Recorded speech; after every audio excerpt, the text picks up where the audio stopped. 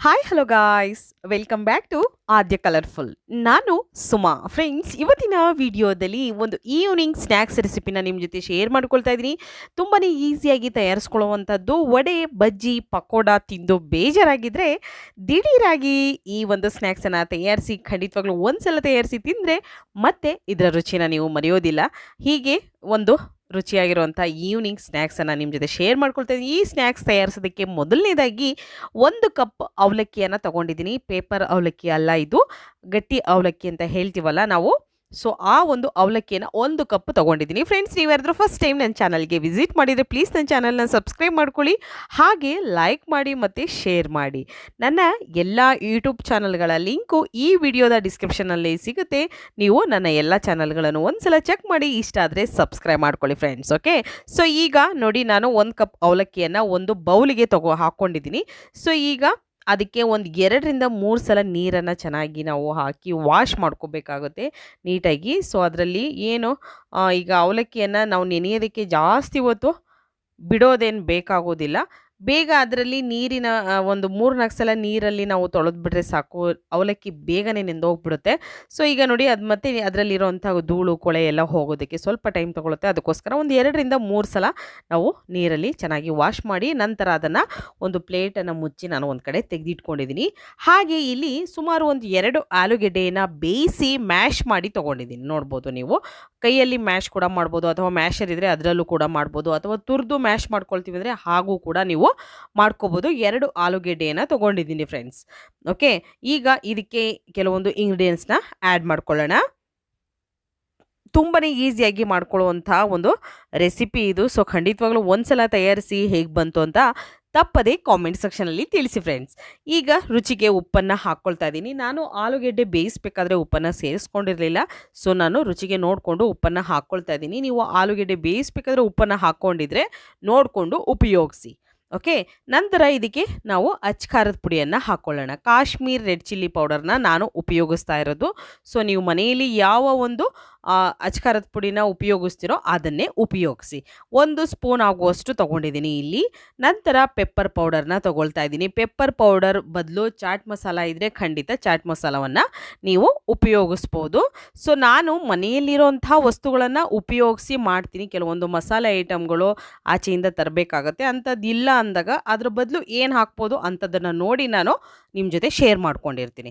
ನಂತರ ಗರಂ ಮಸಾಲ ಹಾಕ್ಕೊಂಡಿದ್ದೀನಿ. ಒಂದು ಪಿಂಚಷ್ಟು ಗರಂ ಮಸಾಲ, ಸ್ವಲ್ಪ ಬೇಕು ಅಂದರೆ ಹಾಕ್ಕೊಳ್ಳಿ, ಇಲ್ಲ ಅಂದರೆ ಸ್ಕಿಪ್ ಮಾಡಿ. ನಂತರ ಸಣ್ಣದಾಗಿ ಕಟ್ ಮಾಡಿರೋಂಥ ಕ್ಯಾರೆಟ್ ತೊಗೊಂಡಿದ್ದೀನಿ ಫ್ರೆಂಡ್ಸ್. ಇಲ್ಲಿ ಸುಮಾರು ಒಂದು ಮೀಡಿಯಮ್ ಸೈಜಲ್ಲಿರೋಂಥ ಕ್ಯಾರೆಟನ್ನು ತೊಗೊಂಡಿದ್ದೀನಿ.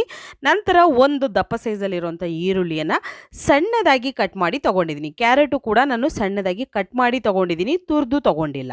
ನಂತರ ಕರಿಬೇವು ತೊಗೊಂಡಿದ್ದೀನಿ. ಸುಮಾರು ಒಂದು 10-15 ಎಲೆಯನ್ನು ಸಣ್ಣದಾಗಿ ಕಟ್ ಮಾಡಿ ಇದನ್ನು ಹಾಕ್ಕೊಳ್ಳೋಣ.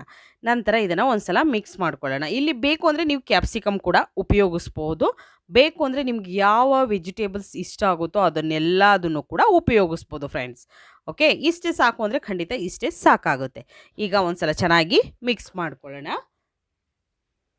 ಅದಾದ ನಂತರ ನಾವು ಇವಾಗ ಏನು ಇದಕ್ಕೆ ನೀರೇನು ಕೂಡ ಹಾಕ್ಕೊಂಡಿಲ್ಲ, ಆದರೂ ಸ್ವಲ್ಪ ತೆಳ್ಳಗಿದೆ. ಅದಕ್ಕೋಸ್ಕರ ನಾವು ಸ್ವಲ್ಪ ಹಿಟ್ಟನ್ನು ಕೂಡ ಹಾಕ್ಕೊಳ್ಬೇಕಾಗುತ್ತೆ. ತೆಳ್ಳಗಿಲ್ಲ ಅಂತ ಹಿಟ್ಟು ಹಾಕ್ಕೊಳ್ಳೋದು ಬೇಡ ಅಂತಲ್ಲ, ಹಾಕ್ಕೊಳ್ಳೇಬೇಕಾಗುತ್ತೆ. ಸೊ ಇದಕ್ಕೆ ನಾನು 2 ಸ್ಪೂನ್ ಆಗುವಷ್ಟು ಮೈದಾ ಹಿಟ್ಟನ್ನು ಹಾಕ್ಕೊಳ್ತಾ ಇದ್ದೀನಿ. ಬೇಕು ಅಂತ ಅಂದರೆ ನೀವು ಇದ್ರ ಬದಲು ಅಕ್ಕಿ ಹಿಟ್ಟನ್ನು ಕೂಡ ಉಪಯೋಗಿಸ್ಬೋದು.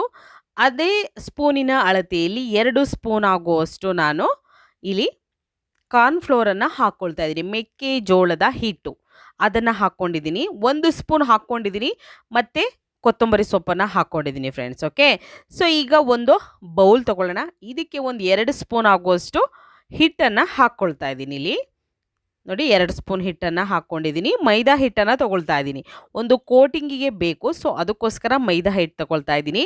ನಿಮಗೆ ಮೈದಾ ಹಿಟ್ಟು ಬೇಡ ಅನ್ನೋದಾದರೆ ನೀವು ಖಂಡಿತವಾಗ್ಲೂ ಇದ್ರ ಬದಲು ಗೋಧಿ ಹಿಟ್ಟನ್ನು ಕೂಡ ಉಪಯೋಗಿಸ್ಬೋದು.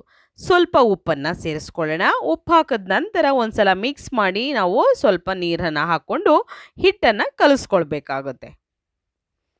ನೋಡಿ, ನೀರು ಹಾಕ್ಕೊಂಡು ಹಿಟ್ಟನ್ನು ಕಲಿಸ್ಕೊಳ್ತಾ ಇದ್ದೀನಿ. ತೆಳ್ಳಗೆ ಇರಬೇಕು, ಜಾಸ್ತಿ ಗಟ್ಟಿ ಇರಬಾರ್ದು ನಮಗೆ. ಓಕೆ, ನೋಡಿ, ಇದನ್ನು ನೀರು ಹಾಕ್ಕೊಂಡು ಕಲಿಸ್ಕೊಳ್ತಾ ಇದ್ದೀನಿ.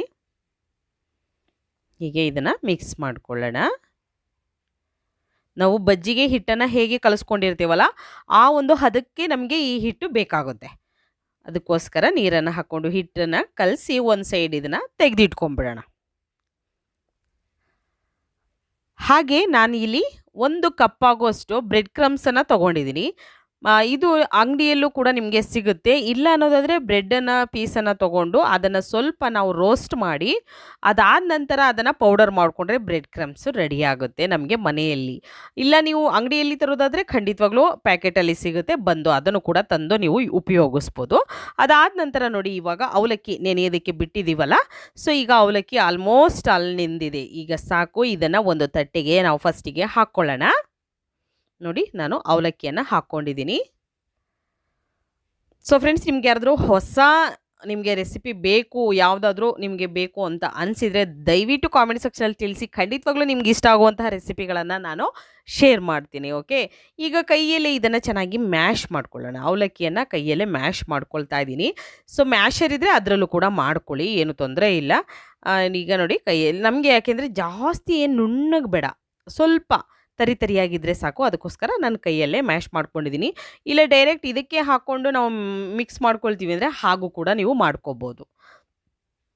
ಈಗ ಅವಲಕ್ಕಿಯನ್ನು ಹಾಕಿ ಈಗ ಚೆನ್ನಾಗಿ ಮಿಕ್ಸ್ ಮಾಡ್ಕೊಳ್ಳೋಣ ಫ್ರೆಂಡ್ಸ್. ತೆಳ್ಳಗಂತೂ ಇರಬಾರ್ದು, ಸ್ವಲ್ಪ ಗಟ್ಟಿಯಾಗೇ ಇರಬೇಕು ಹಿಟ್ಟು ನಮಗೆ. ಅದಕ್ಕೋಸ್ಕರ ನೀರೇನು ಕೂಡ ನಾನು ಉಪಯೋಗಿಸಿಲ್ಲ. ಅವಲಕ್ಕಿ ನೆನೆಯೋದಕ್ಕೂ ಕೂಡ ತೊಳೆದಿರೋವಂಥ ನೀರಲ್ಲೇ ಅವಲಕ್ಕಿ ನೆಂದಿದೆ.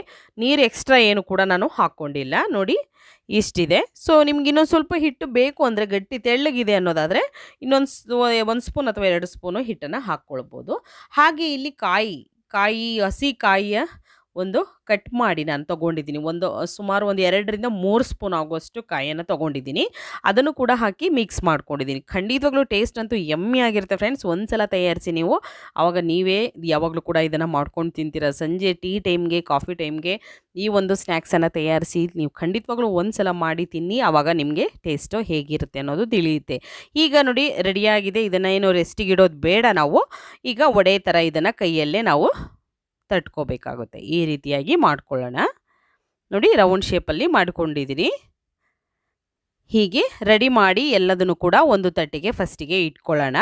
ವಡೆ ಥರನೇ ನಾವು ವಡೆಯನ್ನು ಹೇಗೆ ಕೈಯಿಂದ ತಟ್ಟಿ ನಾವು ಎಣ್ಣೆಯಲ್ಲಿ ಬಿಡ್ತೀವೋ ಅದೇ ಥರ ನಾವು ಈ ಅವಲಕ್ಕಿಯಿಂದ ಮಾಡ್ತಿರೋವಂಥ ಒಂದು ರುಚಿಯಾಗಿರೋವಂಥ ವಡೆ ಇದು, ಅಥವಾ ಸ್ನ್ಯಾಕ್ಸ್ ರೆಸಿಪಿ. ಖಂಡಿತವಾಗ್ಲೂ ಈ ಒಂದು ಸ್ನ್ಯಾಕ್ಸನ್ನು ತಯಾರಿಸಿ ಫ್ರೆಂಡ್ಸ್. ಓಕೆ, ಇದನ್ನು ಬೇಕು ಅಂದರೆ ನೀವು ಶೆಲೋ ಫ್ರೈ ಕೂಡ ಮಾಡ್ಕೋಬೋದು, ಅಥವಾ ನೀವು ಡೀಪ್ ಫ್ರೈ ಮಾಡ್ಕೊಳ್ತೀವಿ ಅಂದರೆ ಹಾಗೆ ಕೂಡ ಮಾಡ್ಕೋಬೋದು. ಸೊ ನೋಡಿ, ಎರಡನ್ನೂ ಕೂಡ ನಾನು ಹೇಗೆ ತೋರಿಸ್ತಾ ಇದ್ದೀನಿ. ಈ ರೀತಿ ರೆಡಿಯಾಗಿದೆ. ಆಗಿರೋವಂಥದ್ದನ್ನು ಒಂದು ತಟ್ಟೆಗೆ ಫಸ್ಟು ರೆಡಿ ಮಾಡಿಕೊಂಡು ತೆಗೆದಿಟ್ಕೊಳ್ಳೋಣ. ಅದಾದ ನಂತರ ಎಣ್ಣೆ ಆಲ್ರೆಡಿ ನಾನು ಕಾಯೋದಕ್ಕೆ ಇಟ್ಟಿದ್ದೀನಿ. ಎಣ್ಣೆ ಮೀಡಿಯಮ್ ಆಗಿ ಕಾಯಲಿ, ಜಾಸ್ತಿ ಬಿಸಿನೂ ಇರಬಾರ್ದು, ಹಾಗೆ ಜಾಸ್ತಿ ತಣ್ಣಗೂ ಇರಬಾರ್ದು. ಸೊ ಮೀಡಿಯಮ್ ಆಗಿರಬೇಕು ನಮಗೆ. ಫಸ್ಟಿಗೆ ಇವಾಗ ಹಿಟ್ಟನ್ನು ಒಂದು ವಡೆಯನ್ನು ತಗೊಳ್ಳೋಣ. ಫಸ್ಟಿಗೆ ನೋಡಿ, ಹಿಟ್ಟು ಈ ರೀತಿ ಕಲಿಸ್ಕೊಂಡಿದ್ದೀನಿ. ಒಂದು ವಡೆಯನ್ನು ತಗೊಂಡು ನಾವು ಈ ಮೈದಾ ಹಿಟ್ಟಿಗೆ ಅದನ್ನು ಡಿಪ್ ಮಾಡಬೇಕು. ನೋಡಿ, ಈ ರೀತಿ ಅದನ್ನು ಡಿಪ್ ಮಾಡಿ ನಂತರ ಅದರಿಂದ ಬ್ರೆಡ್ ಕ್ರಮ್ಸ್ ಇದೆಯಲ್ವಾ, ಸೊ ಆ ಬ್ರೆಡ್ ಕ್ರಮ್ಸಿಗೆ ಅದರಲ್ಲಿ ನಾವು ಈ ರೀತಿ ಉರುಳಿಸ್ಬೇಕು. ನೋಡಿದ್ರಲ್ಲ, ಈ ರೀತಿಯಾಗಿ ಮಾಡಿದ್ರೆ ನಮಗೆ ಗರಿಗರಿಯಾಗಿ ಇರುತ್ತೆ, ಹಾಗೆ ಟೇಸ್ಟು ಕೂಡ ಯಮ್ಮಿ ಇರುತ್ತೆ. ನೋಡಿ, ಈಗ ರೆಡಿಯಾಗಿದೆ. ಎಣ್ಣೆ ಕಾಯೋದಕ್ಕೆ ಇಟ್ಟಿದ್ದೀನಿ. ಇವಾಗ 1/2 ಎಲ್ಲ ವಡೆಗಳನ್ನು ನಾನು ಹಾಕ್ಕೊಳ್ತೀನಿ. ಸೊ ನೋಡಿ, ಈಗ ಒಂದೊಂದಾಗಿ ಹಾಕ್ಕೊಳ್ಳೋಣ. ಸ್ವಲ್ಪ ಗ್ಯಾಪ್ ಬಿಟ್ಟು ಹಾಕ್ಕೊಳ್ಳೋಣ. ವಡೆ, ಬಜ್ಜಿ, ಪಕೋಡ ತಿಂದು ಬೇಜಾರಾಗಿದ್ದರೆ ದಿಢೀರಾಗಿ ಈ ಒಂದು ಸ್ನ್ಯಾಕ್ಸನ್ನು ತಯಾರಿಸಿ. ಖಂಡಿತವಾಗ್ಲೂ ಕಡಲೆಬೇಳೆ ವಡೆ ಮಾಡಬೇಕು ಅಂದರೆ ಸುಮಾರು ಟೈಮ್ ತಗೊಳುತ್ತೆ, ಆದರೆ ಈ ಅವಲಕ್ಕಿ ವಡೆ ಮಾಡೋದು ಅಷ್ಟು ಟೈಮ್ ತಗೊಳ್ಳೋದೇ ಇಲ್ಲ. ಅದರಲ್ಲಿ ನೀವು ಖಂಡಿತವಾಗ್ಲೂ ಒಂದು 1/4 ಗಂಟೆಯಲ್ಲಿ ಈ ಒಂದು ರೆಸಿಪಿಯನ್ನು ತಯಾರಿಸ್ಕೊಳ್ಬೋದು. ಒಂದು ಸಲ ತಯಾರಿಸಿ ನೋಡಿ. ಇವಾಗ ಎಲ್ಲದನ್ನು ಕೂಡ ನಾನು ಹಾಕಿದ್ದೀನಿ. ಸೊ ಈಗ ಸ್ಟವ್ನ ಲೋ ಫ್ಲೇಮಲ್ಲಿ ಇಟ್ಕೊಂಡಿದ್ದೀನಿ. ಎರಡೂ ಕಡೆ ಕೂಡ ಚೆನ್ನಾಗಿ ಫ್ರೈ ಆಗಬೇಕು. ಸೊ ಒಂದು ಸೈಡು ಈಗ ಫ್ರೈ ಆಗಲಿ, 1 ಸೆಕೆಂಡ್ ಅಥವಾ 2 ಸೆಕೆಂಡು, ಅದು ಬಬಲ್ಸ್ ಎಲ್ಲ ಹೋಗೋವರೆಗೂ ಇದನ್ನು ಫ್ರೈ ಮಾಡ್ಕೊಳ್ಳೋದಕ್ಕೆ ನೀವು ಬಿಡಬೇಕಾಗುತ್ತೆ. ಅದಾದ ನಂತರ ನಿಧಾನವಾಗಿ ಟರ್ನ್ ಮಾಡಬೇಕಾಗುತ್ತೆ. ಟರ್ನ್ ಮಾಡಿ ಎರಡೂ ಸೈಡ್ ಕೂಡ ನಮಗೆ ಕಲರ್ ಚೇಂಜ್ ಆಗಬೇಕು, ಗೋಲ್ಡನ್ ಕಲರ್ ಬರಬೇಕು. ಸೊ ಅಲ್ಲಿವರೆಗೂ ಫ್ರೈ ಮಾಡ್ಕೋಬೇಕು. ಈ ಬ್ರೆಡ್ ಕ್ರಮ್ಸ್ ಹಾಕೋದ್ರಿಂದ ತುಂಬಾ ಕ್ರಿಸ್ಪಿಯಾಗಿ ಬರುತ್ತೆ ಈ ಒಂದು ರೆಸಿಪಿ. ಸೊ ಅದಕ್ಕೋಸ್ಕರ ಬ್ರೆಡ್ ಕ್ರಮ್ಸನ್ನ ಉಪಯೋಗಿಸ್ಲೇಬೇಕಾಗುತ್ತೆ. ಇಲ್ಲ ಅನ್ನೋದಾದರೆ ಹಾಗೆ ಕೂಡ ನೀವು ನೀವು ವಡೆಯನ್ನು ತಟ್ತೀರಲ್ಲ, ಸೊ ಡೈರೆಕ್ಟಾಗಿ ಎಣ್ಣೆಯಲ್ಲೇ ಫ್ರೈ ಮಾಡ್ಕೋಬೋದು, ಅದರಲ್ಲೂ ಏನೂ ತೊಂದರೆ ಆಗೋಲ್ಲ. ಸೊ ಈಗ ಒಂದು ಸೈಡ್ ಆಗಿದೆ, ಇದನ್ನು ಟರ್ನ್ ಮಾಡ್ಕೊಳ್ಳೋಣ. ನೋಡಿ ಈ ರೀತಿಯಾಗಿ ಟರ್ನ್ ಮಾಡಿ ಎರಡೂ ಸೈಡ್ ಕೂಡ ಇದನ್ನು ಫ್ರೈ ಮಾಡ್ಕೊಳ್ಳೋಣ. ಹೀಗೆ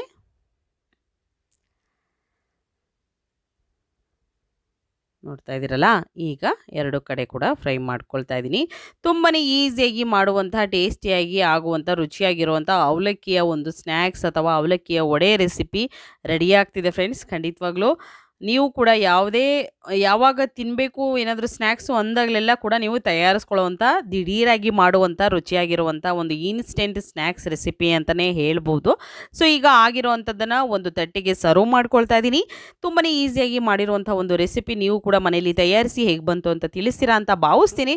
ಸೊ ಫ್ರೆಂಡ್ಸ್, ಖಂಡಿತವಾಗ್ಲೂ ಈ ವಿಡಿಯೋ ಸ್ವಲ್ಪನಾದರೂ ಇಷ್ಟ ಆಗಿದೆ, ಚಾನಲ್ನ ಸಬ್ಸ್ಕ್ರೈಬ್ ಮಾಡ್ಕೊಳ್ಳಿ, ಲೈಕ್ ಮಾಡಿ ಮತ್ತು ಶೇರ್ ಮಾಡಿ. ಇವತ್ತಿನ ವಿಡಿಯೋನ ಇಲ್ಲಿಗೆ ಮುಗಿಸ್ತಾ ಇದ್ದೀನಿ. ಮತ್ತೆ ಇನ್ನೊಂದು ಹೊಸ ವಿಡಿಯೋ ಜೊತೆ ಬರ್ತೀನಿ. ಬಾಯ್, ಸಿ ಯು.